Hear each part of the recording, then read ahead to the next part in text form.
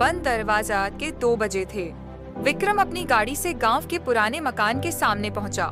यह वही घर था जहां उसने अपना बचपन बिताया था, लेकिन 10 साल पहले वह इसे छोड़कर शहर चला गया था। आज किसी अनजाने डर और बेचैनी में वह यहाँ लौटा था। दरवाजे पर ताला नहीं था। हल्का धक्का देते ही वह खुल गया। अंदर घुप अंधेरा था। जैसे ही उसने टॉर्च जलाया, पुरानी दीवारों पर जाले दिखे।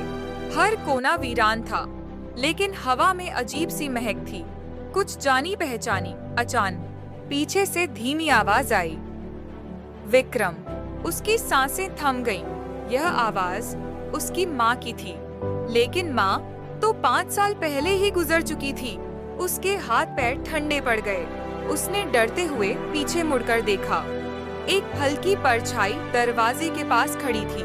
माँ, विक्रम की आवाज कांप गई। परछाई धीरे धीरे आगे बढ़ी। उसकी आंखें आंसुओं से भरी थीं।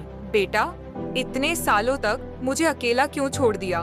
विक्रम की आंखों से आंसू बह निकले। वह घुटनों के बल गिर गया। मुझे माफ कर दो माँ। तो दरवाजे पर सिर्फ एक पुरानी तस्वीर थी, उसकी माँ की धूल से ढकी हुई। लेकिन तस्वीर के नीचे एक पुराना खत रखा था। कांपते हाथों से विक्रम ने उसे खोला।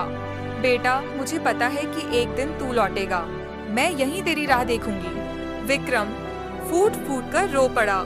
बाहर सूरज की पहली किरणें फैल रही थीं, लेकिन वह समझ चुका था, उसकी माँ ने सच में उसका इंतजार किया था। आखिरी सांस तक